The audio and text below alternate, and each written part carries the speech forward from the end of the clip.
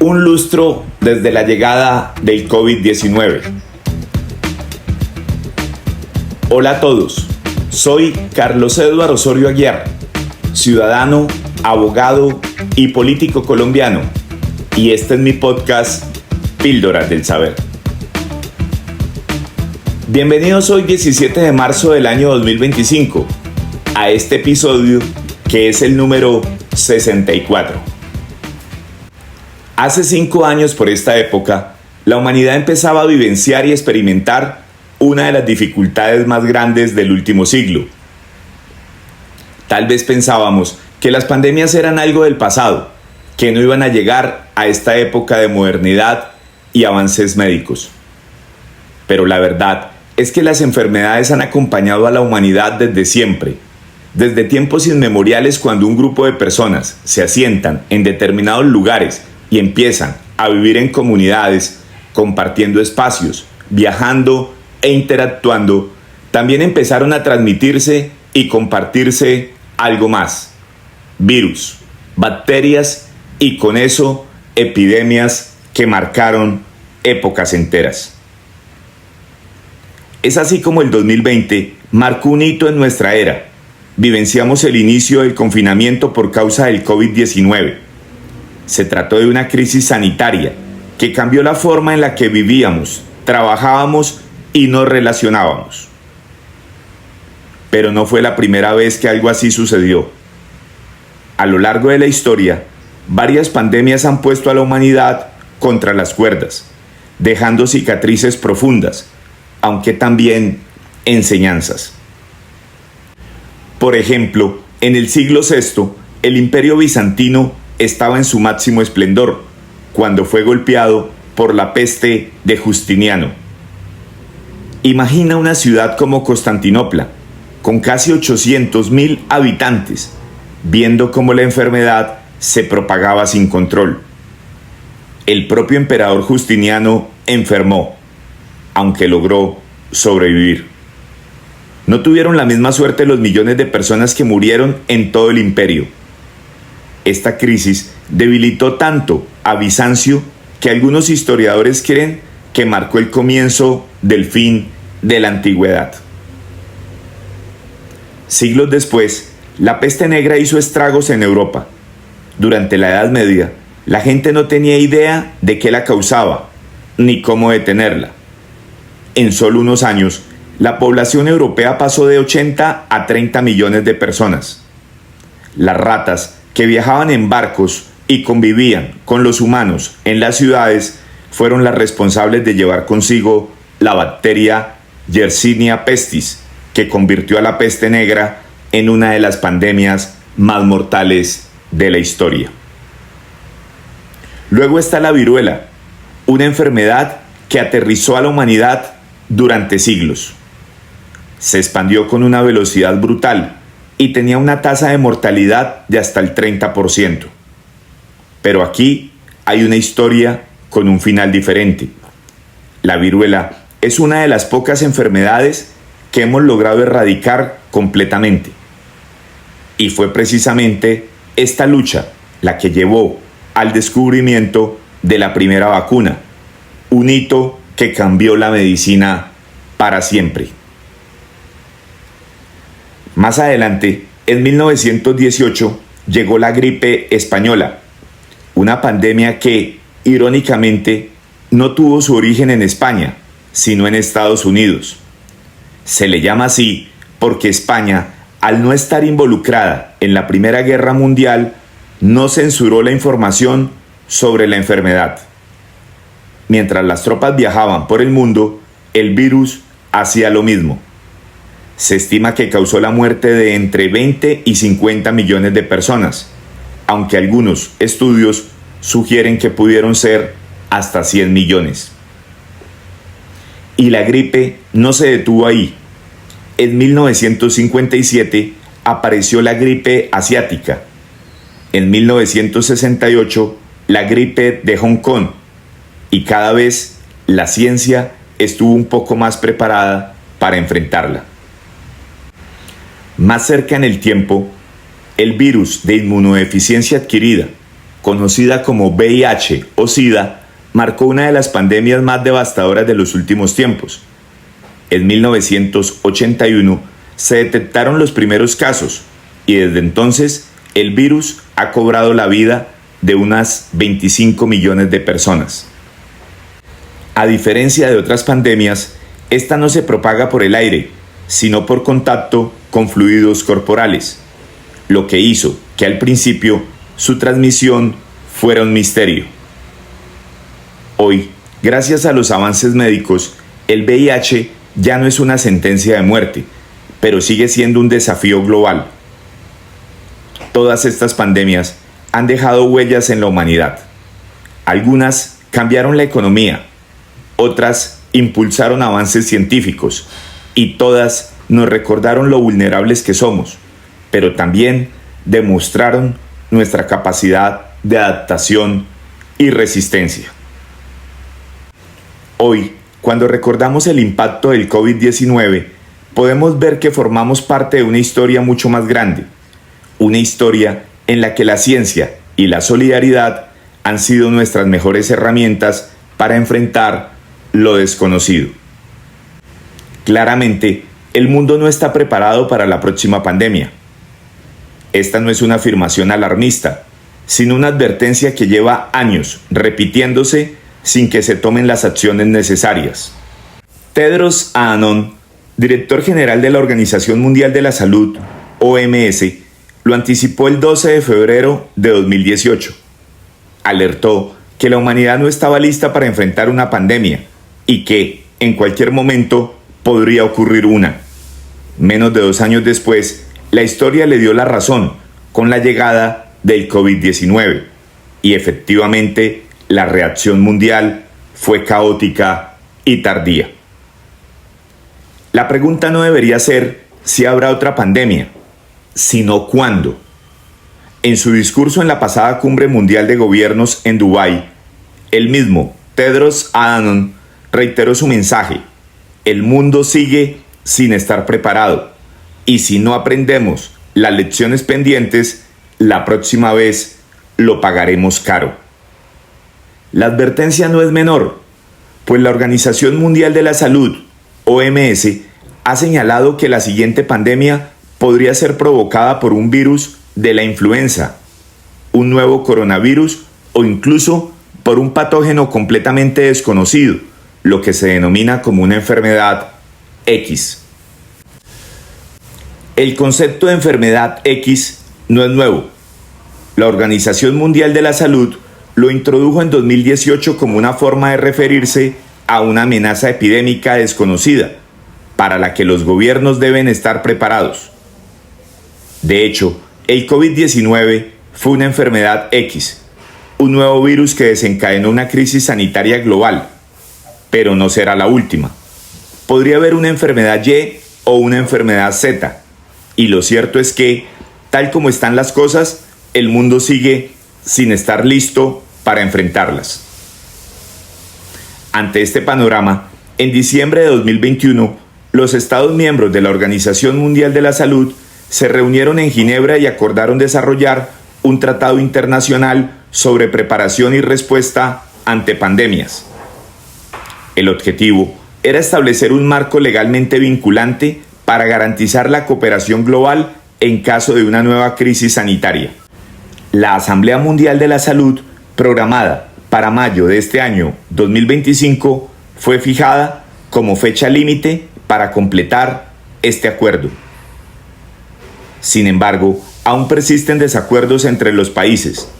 Algunas naciones temen que este tratado implique una pérdida de soberanía y una cesión de poder a la Organización Mundial de la Salud.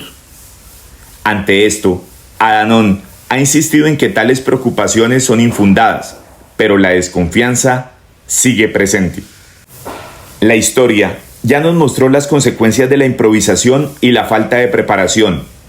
La pregunta es si seremos capaces de aprender de los errores del pasado, o si, una vez más, enfrentaremos la próxima pandemia con la misma fragilidad e incertidumbre. El tiempo lo dirá, pero las señales indican que seguimos sin estar listos. El caso del COVID-19 dejó en evidencia la importancia de un sistema eficiente para la nomenclatura de virus y enfermedades. Según la OMS, el nombre de esta enfermedad proviene de la combinación de corona, virus y disease, enfermedad en inglés, mientras que 19 hace referencia al año en que surgió el brote. Sin embargo, el virus responsable de la enfermedad recibió un nombre distinto por parte del Comité Internacional de Taxonomía de Virus, ICTV, SARS-CoV-2, diferenciándolo así de otros coronavirus detectados previamente. La elección de los nombres no es un asunto menor. Según Adhanom, es fundamental evitar referencias a ubicaciones geográficas, animales, individuos o grupos de personas, ya que éstas pueden generar estigmatización.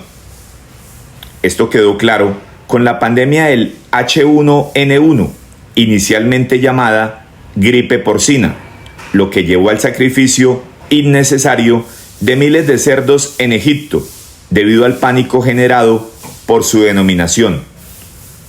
Para evitar errores similares, en 2015, la Organización Mundial de la Salud estableció nuevas reglas para la nomenclatura de las enfermedades. Mientras que la Organización Mundial de la Salud se encarga de nombrar las enfermedades con base en su impacto en la salud humana y su tratamiento, el ICTV nombra los virus en función de su estructura genética, facilitando así el desarrollo de pruebas diagnósticas, vacunas y medicamentos.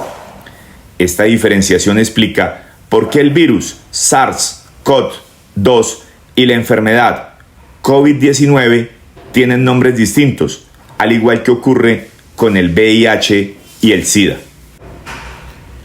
A la hora de poner nombres a los virus y enfermedades, existen diferentes procesos y finalidades. El ICTV nombra los virus basándose en su estructura genética para facilitar la investigación científica, mientras que la OMS nombra las enfermedades con el fin de estandarizar la información sobre su prevención, propagación, gravedad y tratamiento. Esta diferenciación es clave para evitar confusiones y permitir una mejor respuesta sanitaria. El 11 de febrero de 2020, el ICTV anunció que el nombre del nuevo virus sería coronavirus de tipo 2, causante del síndrome respiratorio agudo severo, SARS-CoV-2.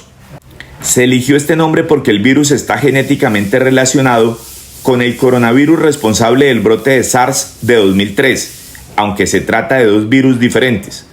Sin embargo, la OMS optó por denominar la enfermedad como COVID-19, asegurando que el nombre fuera neutro y evitara cualquier tipo de estigmatización. El origen del COVID-19 sigue siendo un tema de intenso debate y especulación. El SARS-CoV-2, responsable de la enfermedad, pertenece a la misma familia genética que los virus SARS-CoV y MERS-CoV, que surgieron en China y Arabia Saudí en los años 2002 y 2012 respectivamente. Sin embargo, la forma en que este nuevo coronavirus llegó a los humanos aún no ha sido determinada con certeza. Una hipótesis que ha ganado relevancia es la posibilidad de que el virus se haya originado accidentalmente en un laboratorio de Wuhan. Un análisis realizado por el Servicio de Inteligencia Exterior de Alemania, conocido como BND, habría concluido en 2020 que existía entre un 80% y un 90% de probabilidad de que el virus escapara de un laboratorio en dicha ciudad. Este informe, revelado recientemente por los periódicos alemanes Die Zeit y Süddeutsche Zeitung, señala que el Instituto de Virología de Wuhan realizaba experimentos para modificar virus con el objetivo de hacerlos más transmisibles a los humanos, lo que pudo haber derivado en un accidente biológico. El informe del BND fue elaborado en 2020 a petición del gobierno de Angela Merkel, en un momento en el que el mundo buscaba respuestas sobre el origen de la pandemia. Sin embargo, sus resultados no fueron publicados oficialmente en su momento y solo en 2022 fueron compartidos con la CIA. Pese a las sospechas levantadas, el documento no presentó pruebas concluyentes, lo que ha mantenido viva la controversia en torno a esta hipótesis. Por otro lado, el gobierno de China ha rechazado reiteradamente la teoría de la fuga de laboratorio, calificándola como extremadamente improbable. En 2021, una investigación conjunta entre China y la Organización Mundial de la Salud, OMS, concluyó que la hipótesis de una fuga era poco probable y que el virus tenía más probabilidades de haber surgido de un mercado de animales vivos en Wuhan. Según la portavoz del Ministerio de Relaciones Exteriores chino, Mao Ning, la búsqueda del origen del COVID-19 debe ser un asunto científico y no político. El wet market de Wuhan ha sido señalado como la posible zona cero de la pandemia.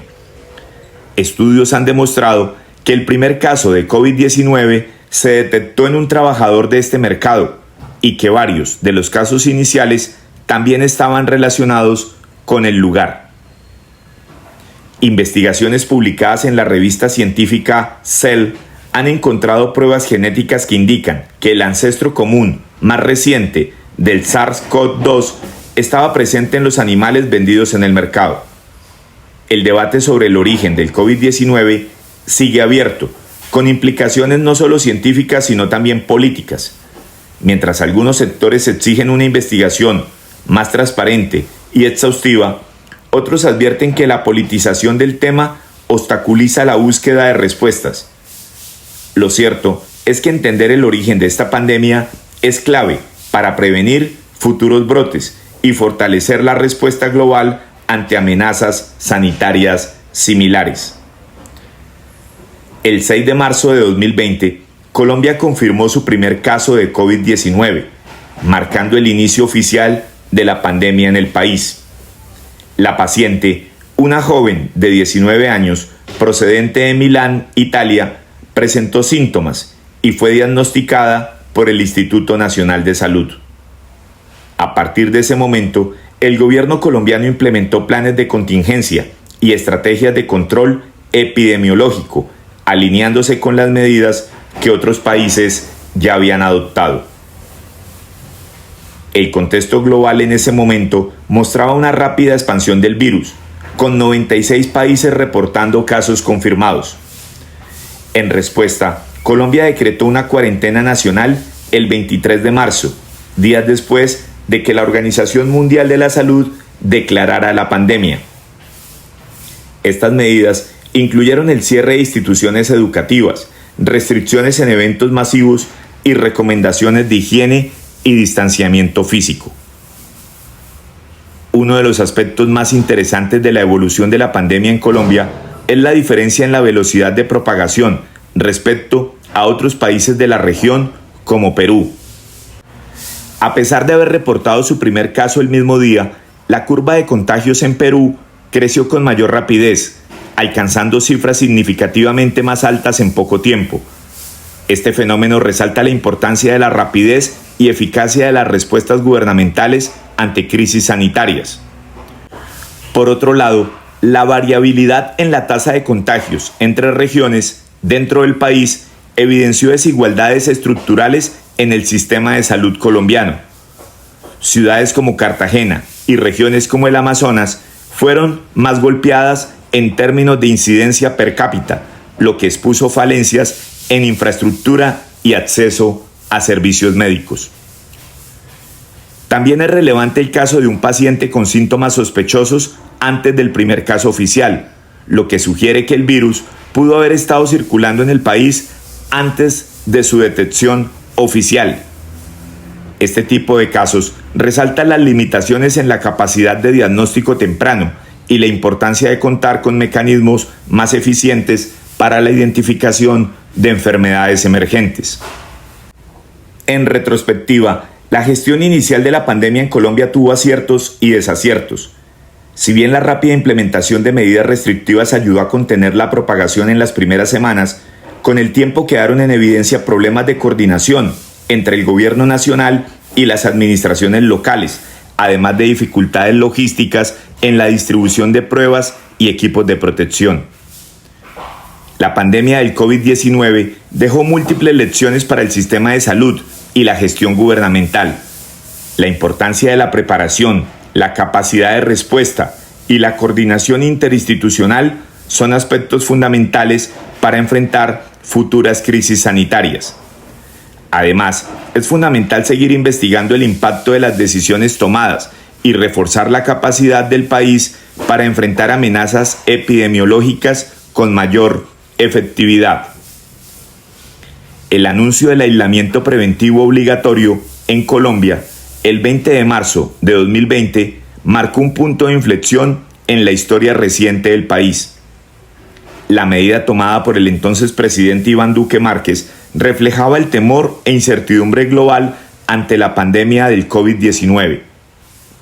Con apenas 158 casos confirmados en ese momento, el gobierno nacional optó por una estrategia de confinamiento extremo, que en principio duraría 19 días, pero que en realidad se extendió por varios meses, afectando profundamente la economía, la educación y la salud mental de los ciudadanos.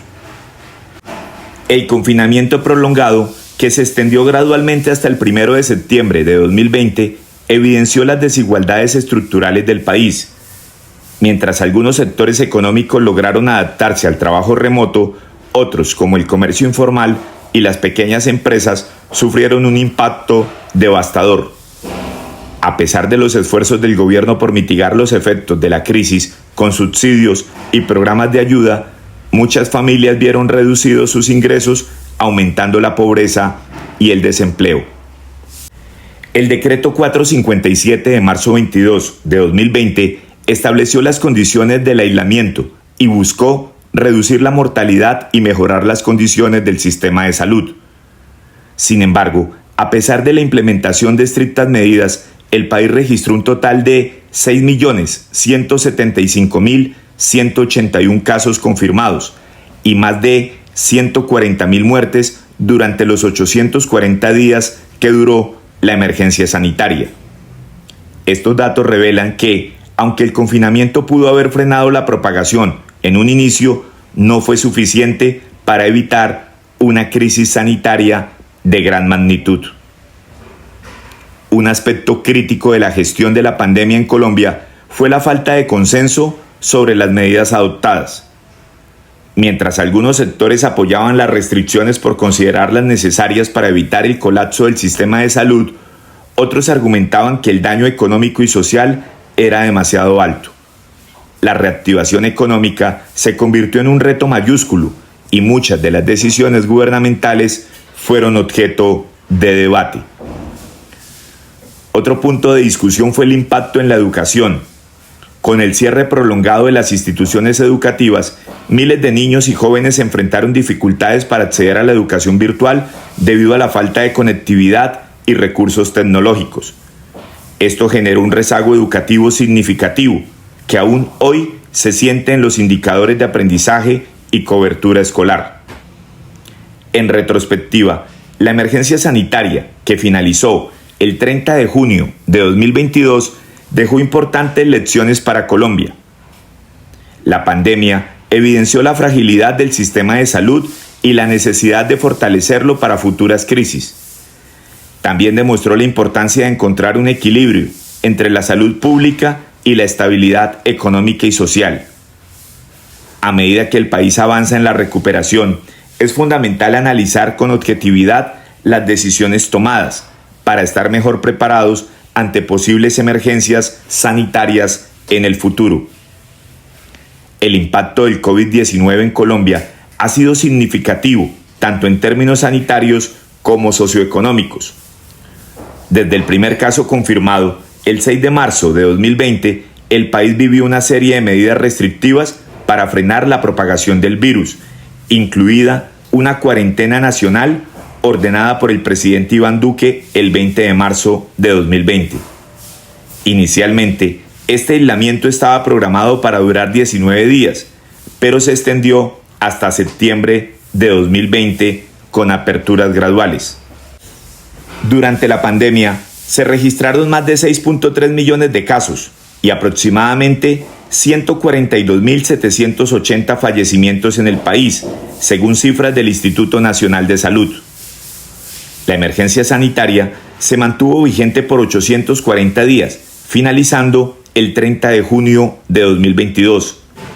A lo largo de este tiempo, Colombia implementó medidas como el procesamiento masivo de pruebas PCR y de antígeno, fortaleciendo la capacidad diagnóstica con la habilitación de 230 laboratorios para pruebas PCR y 2.498 para pruebas de antígeno.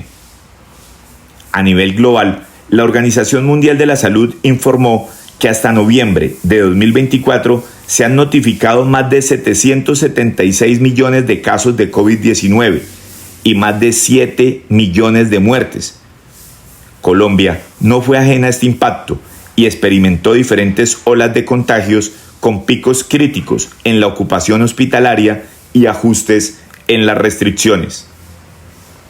La vacunación fue un factor clave en la mitigación de los efectos de la pandemia.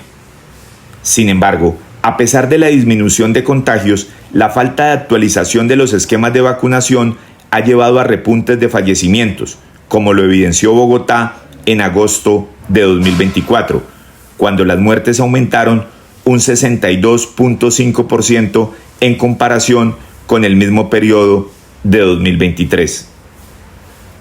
La pandemia dejó aprendizajes fundamentales sobre la importancia de la inversión en salud pública, la respuesta rápida ante emergencias sanitarias y la necesidad de fortalecer el sistema hospitalario.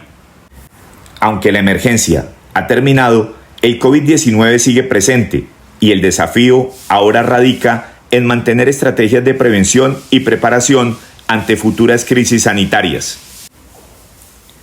El ranking de resiliencia al COVID, desarrollado por la firma Bloomberg desde 2020, evaluó mensualmente la respuesta de los 53 países con las economías más grandes del mundo ante la pandemia. Este índice tomó en cuenta 11 indicadores clave, que incluían la tasa de vacunación, la severidad del confinamiento, la capacidad hospitalaria, la reactivación económica y el bienestar humano.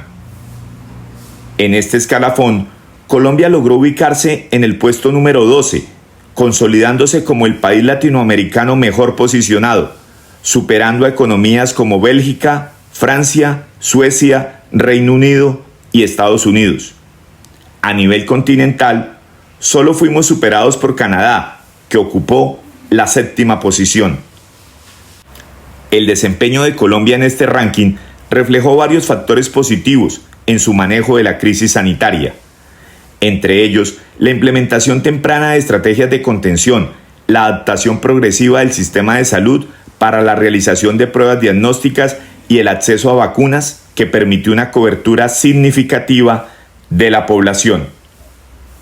Sin embargo, el impacto de la pandemia también dejó retos y críticas. A pesar de la alta resiliencia mostrada, el país experimentó periodos de alta mortalidad y picos de hospitalización que pusieron en jaque la infraestructura sanitaria. Además, las medidas de confinamiento, aunque necesarias, tuvieron efectos económicos severos, especialmente en el sector informal, que representa una parte importante de la fuerza laboral colombiana.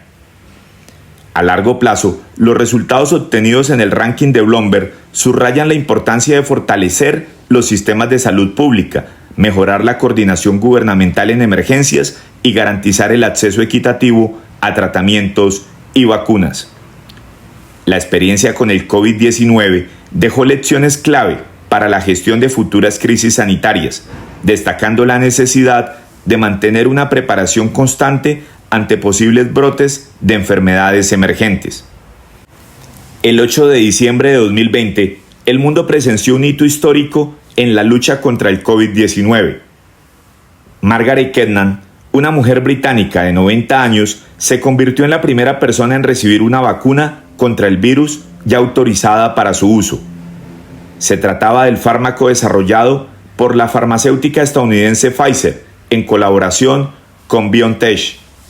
3 semanas después, la vacunación llegó a España, donde Araceli Hidalgo, de 96 años, fue la primera ciudadana española en recibir la dosis. A partir de este momento, los programas de inmunización se expandieron rápidamente a nivel global. Según datos de Our World in Data, hasta junio de 2022 se habían administrado más de 11.940 millones de dosis, lo que permitió que el 66.3% de la población mundial recibiera al menos una dosis de la vacuna. Sin embargo, la distribución no fue equitativa. Solo el 17.8% de las personas en países en desarrollo habían recibido al menos una dosis para esa fecha. Las compañías farmacéuticas asumieron 3 grandes desafíos en el proceso de vacunación: investigación, producción y acceso. Gracias a la colaboración con la comunidad científica y los gobiernos, se logró desarrollar vacunas en tiempo récord, cuando habitualmente este proceso toma entre 8 y 10 años. En términos de producción, la fabricación de vacunas se incrementó drásticamente. Pasó de 350 millones de dosis mensuales a más de 1.000 millones. Para mayo de 2022, la producción total había superado los 13.600 millones de dosis, suficientes para vacunar con esquema completo a toda la población adulta del mundo. A pesar del éxito en el desarrollo y producción de vacunas, los desafíos en la distribución y el acceso fueron evidentes. Las naciones más ricas acapararon gran parte de las primeras dosis, mientras que muchos países en desarrollo enfrentaron barreras logísticas y económicas para vacunar a su población.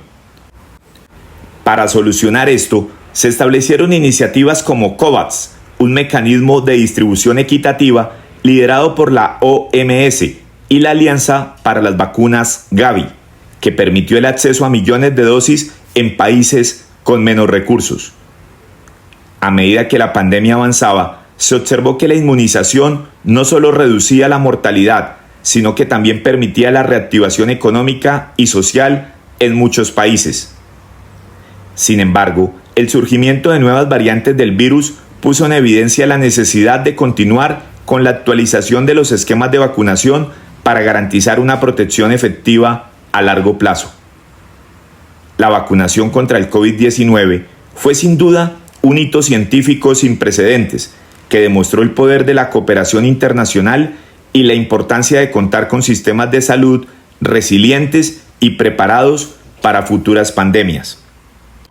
Las declaraciones del ministro de Salud de Colombia, Guillermo Alfonso Jaramillo Martínez, desataron una fuerte controversia en el ámbito científico y social.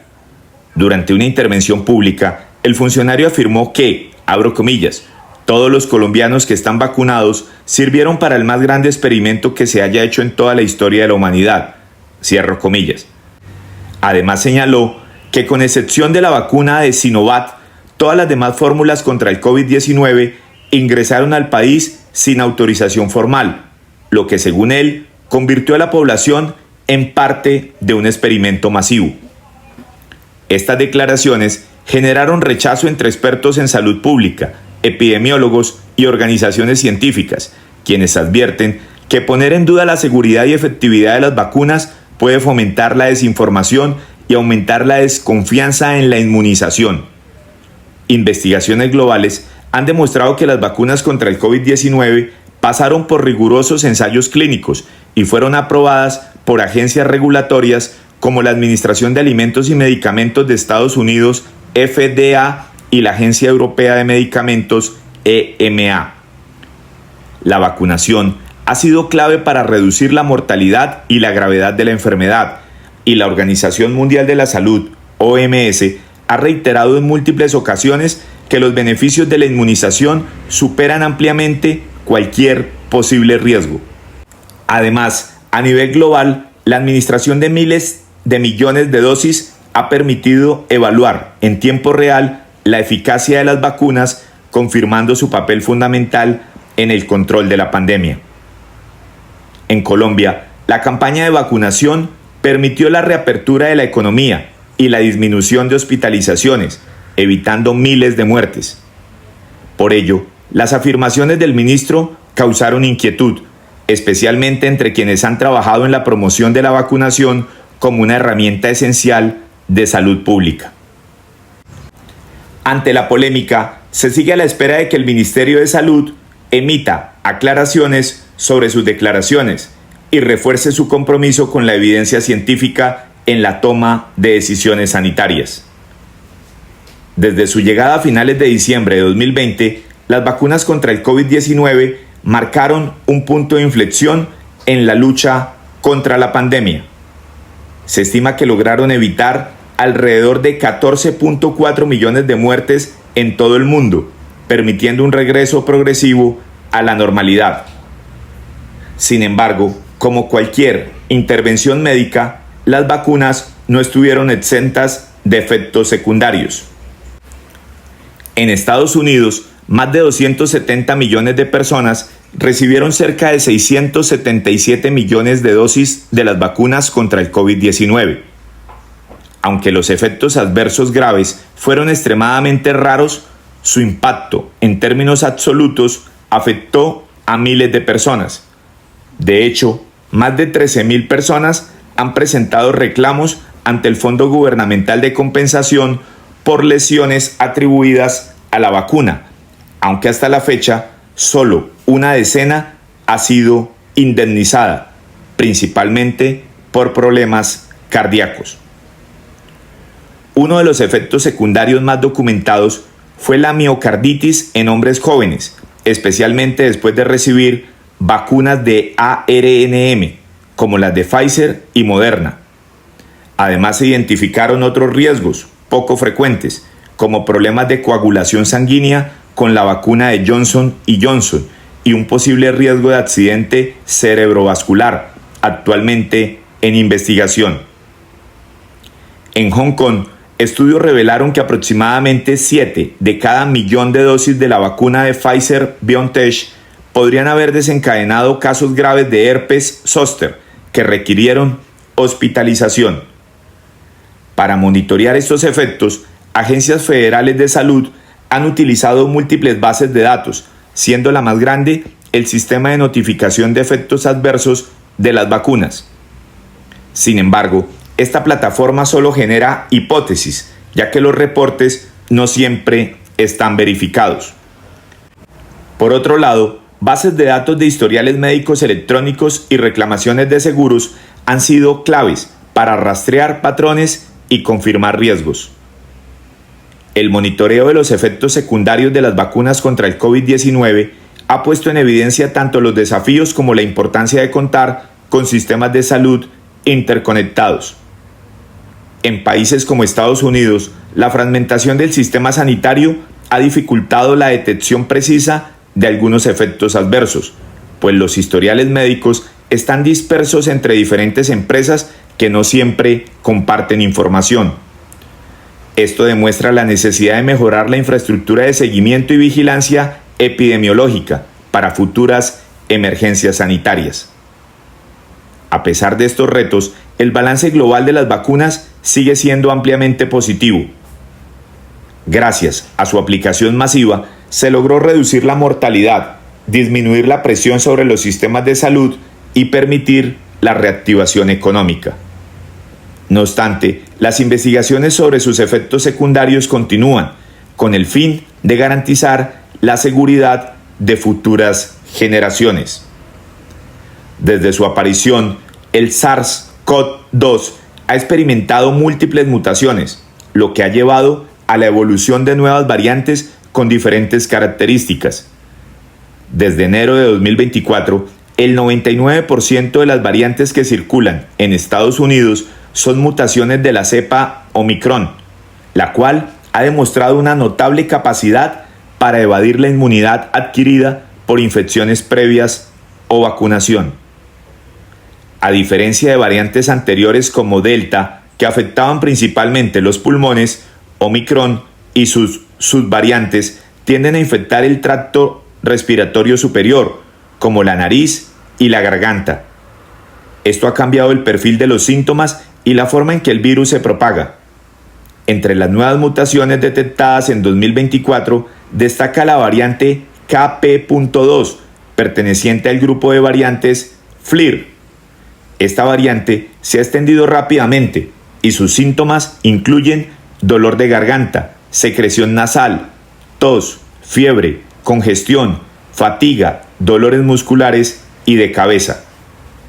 En mayo de 2024, KP.2 fue responsable del 28.2% de los casos de COVID-19 en Estados Unidos, desplazando a la variante JN.1, que en ese momento representaba el 15.7% de los contagios. La variante JN.1 es la cepa parental del KP.2 y dominó los contagios a inicios de 2024. Está estrechamente relacionada con otra variante previa de gran impacto, Pírola, BA.2.86, que también causó preocupación en su momento. Dado que el virus sigue evolucionando, las organizaciones de salud pública continúan monitoreando activamente la aparición de nuevas variantes. A la fecha, se han identificado más de 26 variantes derivadas de la cepa original del COVID-19. Para enfocar mejor los esfuerzos de vigilancia y respuesta, la Organización Mundial de la Salud, OMS, clasifica estas variantes en 3 categorías. 1. Variantes de preocupación, VOC, representan un riesgo significativo debido a su mayor transmisibilidad, capacidad de evasión inmune o gravedad. 2. Variantes de interés, VOI, se están propagando activamente y podrían afectar la eficacia de vacunas o tratamientos. 3. Variantes bajo vigilancia, VUM, no representa un riesgo inmediato, pero su evolución es monitoreada de cerca. A 5 años de la aparición del virus, la vigilancia epidemiológica sigue siendo clave para mitigar nuevos brotes y ajustar las estrategias de salud pública ante la evolución continua del SARS-CoV-2. La pandemia del COVID-19 trajo consigo profundos cambios en la sociedad, muchos de ellos positivos. Uno de los aspectos más destacados fue la capacidad del ser humano para adaptarse y colaborar en tiempos de crisis, demostrando resiliencia y un sentido de supervivencia colectiva. Esta experiencia sirvió como un ensayo de preparación ante futuros desafíos globales. Uno de los sectores más transformados por la pandemia fue el tecnológico. Antes de la crisis sanitaria, el acceso a herramientas digitales estaba limitado por barreras económicas, de conocimiento y disponibilidad de equipos adecuados. Según Castro et al. 2022, antes existían dificultades informáticas y un gran desconocimiento en el manejo de tecnologías por parte de la población. Sin embargo, el confinamiento aceleró la adopción de dispositivos como celulares, portátiles, tabletas y computadoras, haciendo que la conectividad y la digitalización fueran más accesibles. El impacto también se sintió en la economía, la sociedad y especialmente en la educación. Según Rashid y Yadat, 2020, el sistema educativo experimentó un cambio sin precedentes debido a las restricciones de movilidad y las medidas de aislamiento social.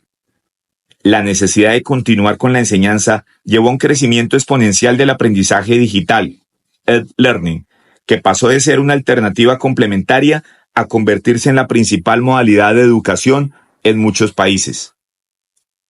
Antes de la pandemia, el aprendizaje presencial predominaba a nivel mundial. Sin embargo, la llegada del virus SARS-CoV-2 obligó a los gobiernos a cerrar instituciones educativas, afectando a más de 1.000 millones de estudiantes en más de 130 países. Este cambio masivo impulsó la educación digital, consolidándola como una herramienta esencial para el futuro. Desde el año 2000, los ingresos de la industria de e-learning ha aumentado en más de 900%, y aunque el interés por la educación en línea ya venía en crecimiento antes de la pandemia, la crisis sanitaria aceleró este proceso. Durante la pandemia, la educación virtual registró un aumento del 16%, mientras que la enseñanza tradicional, basada en la interacción con instructores, sufre un descenso significativo. Como resultado, más del 64% de los estudiantes de secundaria en Estados Unidos utilizan actualmente herramientas digitales de aprendizaje de forma diaria.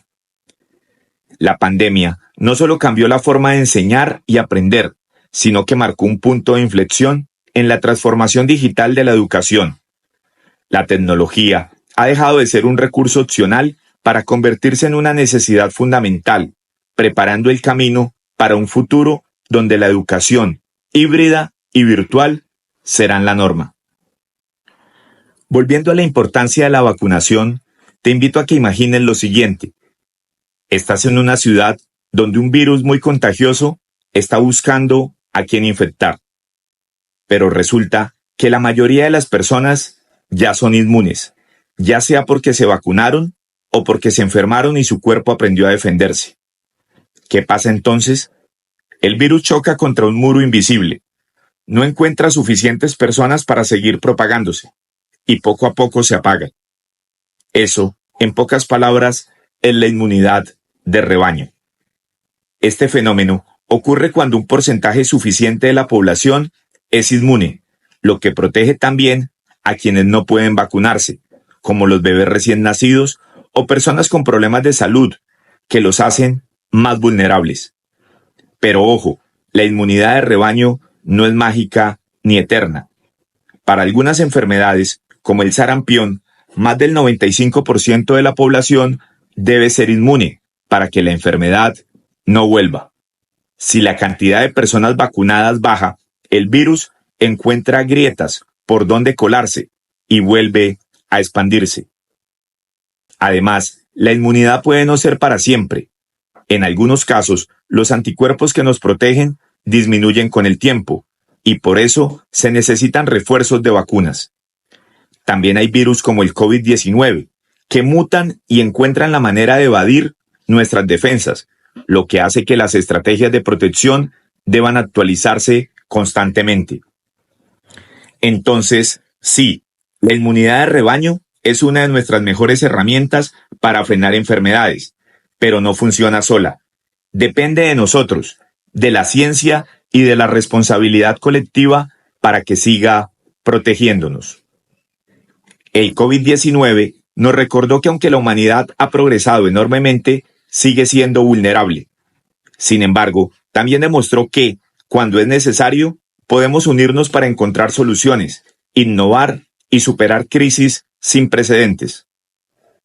La pandemia aceleró cambios que ya estaban en marcha, como la digitalización y la implementación del teletrabajo, y reforzó la importancia de la inversión en salud pública y en educación tecnológica.